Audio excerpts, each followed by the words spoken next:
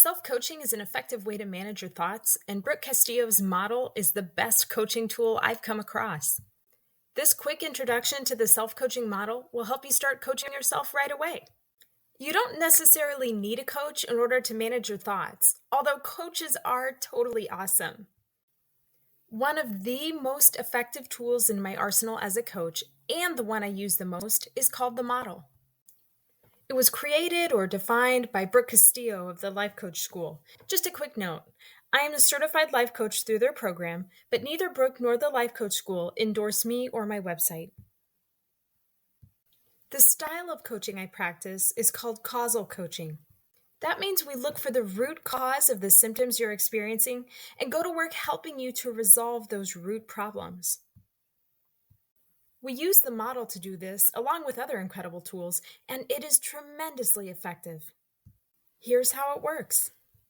The self-coaching model is made up of 5 elements: circumstances, thoughts, feelings, actions, and results. Okay, are you ready for a mind-blowing realization? Here goes. Your thought about a circumstance in your life causes you to have a feeling. Your feelings motivate you to take actions, and your actions are what create your results. So, why is this significant? Because, in essence, it means that your thoughts are the key to your results in life, both the results you're getting now and the results you want. Let's look at an example, and then we'll dive into each of the 5 elements of the model. Circumstance. I'm employed at XYZ company. Thought, I hate my job. Feeling, frustration. Actions, resist doing work for my job, distract myself by reading news articles on my phone, and do easier work tasks, leaving the more difficult tasks for later. Result, get less work done and get more behind in my workload, causing me to hate my job even more.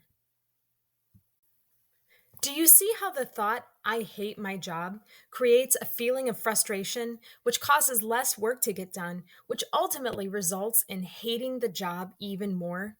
Your mind is an incredibly powerful force that propels your direction in life. Learning to manage it allows you to harness that power and steer your life in the direction you would like it to go. Now that you know the elements of the model, let's break each one down a little more. A circumstance is the first element of the model. Circumstances are neutral, generally provable, or things that everyone would agree on. Unable to affect you until you have a thought about it. Let's look at some examples to help illustrate what a circumstance is and is not. Example, my husband yelled at me. Why isn't this a circumstance? Because if everyone in the world watched a video of what happened, we may not all agree that the husband yelled. What's the definition of yell? Do we all agree on that definition? Is there a certain point at which decibels go from speaking to yelling?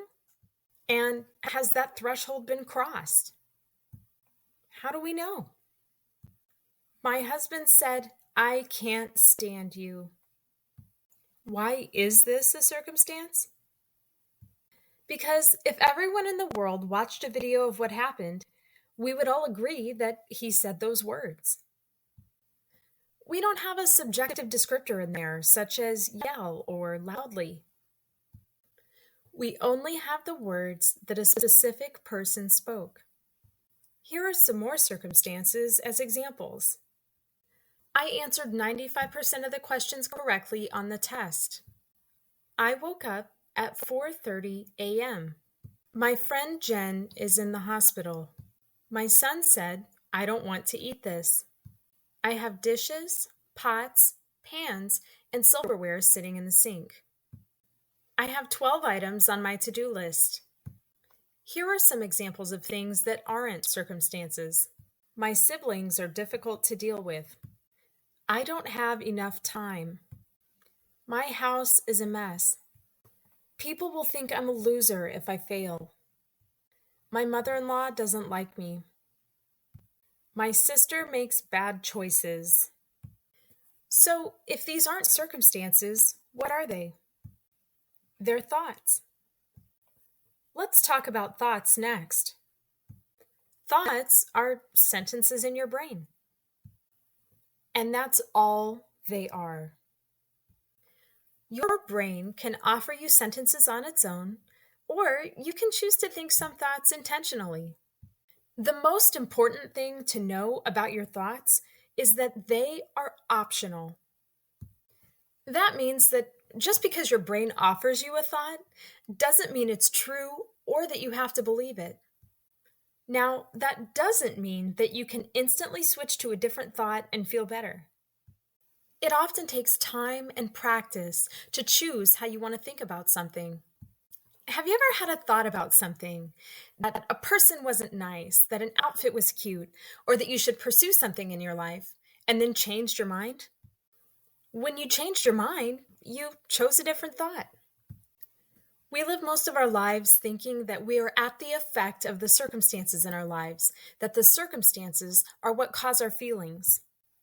But the truth is that our thoughts about the circumstances are what cause our feelings. Let's look at an example to illustrate. Let's say someone you know dies. Most people would say that the person's death causes them to feel grief, sadness, sorrow, or similar feelings. It doesn't. What causes those feelings are your thoughts about the person's death, because your thoughts are what cause your feelings. A circumstance cannot affect you until you have a thought about it. Let's say you just found out that someone you know died a week ago. Would you have felt sadness the instant they died? No, because you didn't know at the time they died. You only found out a week later. You weren't thinking about the circumstance of their death because you were unaware of it when it happened. When you found out a week later, you had a thought about it. Perhaps, that's so terrible, or I'll never see this person again. And your thought about the circumstance of their death, not the circumstance in and of itself, caused you to feel sadness. Let's take this scenario a little further to illustrate not only that thoughts are optional, but that circumstances truly are neutral. Let's say someone else did not like the person who died and is indifferent, satisfied, or even relieved that the person died. The person's death is a fact, a provable circumstance. It is possible for different people to have different thoughts about that circumstance, meaning in a basic sense that thoughts are optional. Let's talk about feelings next. We generate feelings with our thoughts. Circumstances don't cause our feelings. Our thoughts about those circumstances are what cause our feelings.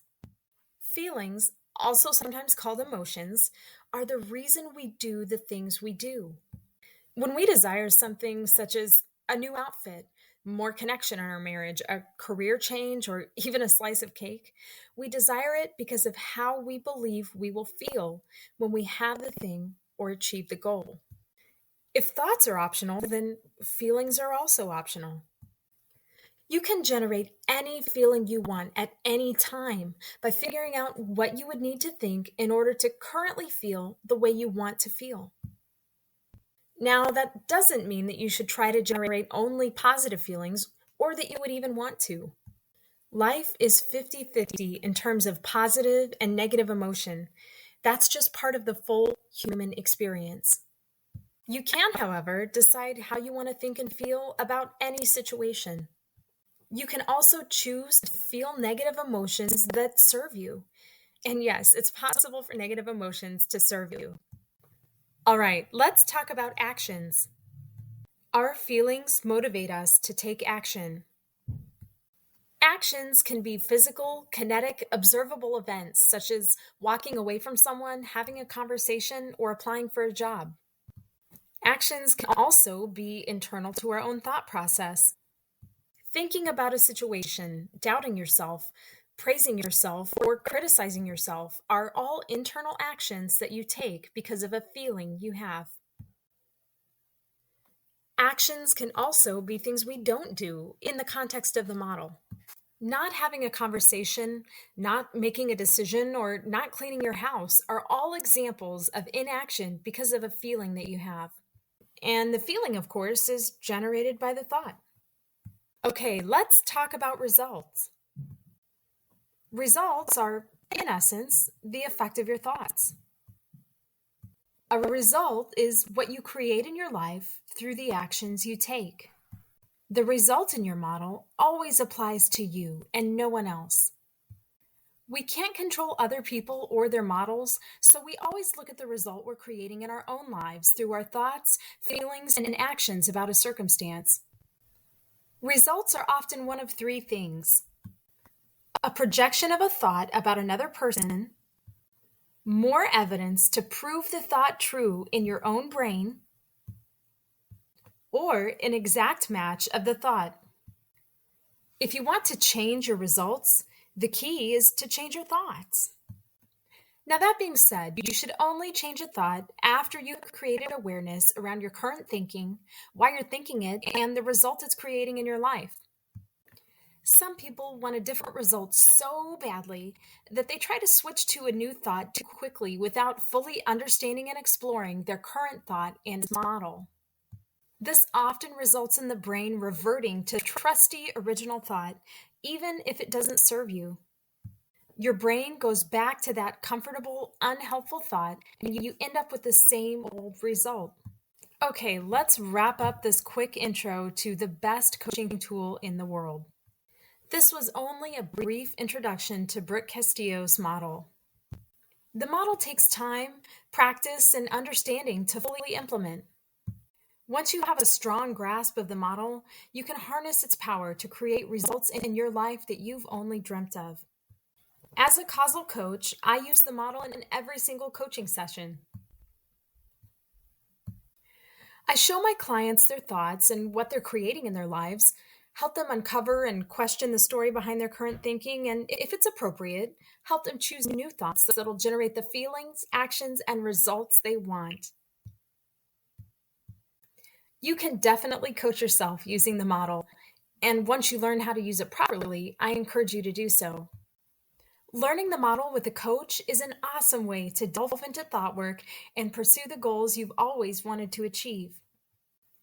Schedule a free coaching consultation call with me to learn more about how I can help and to see if we're a good fit. Thanks for watching.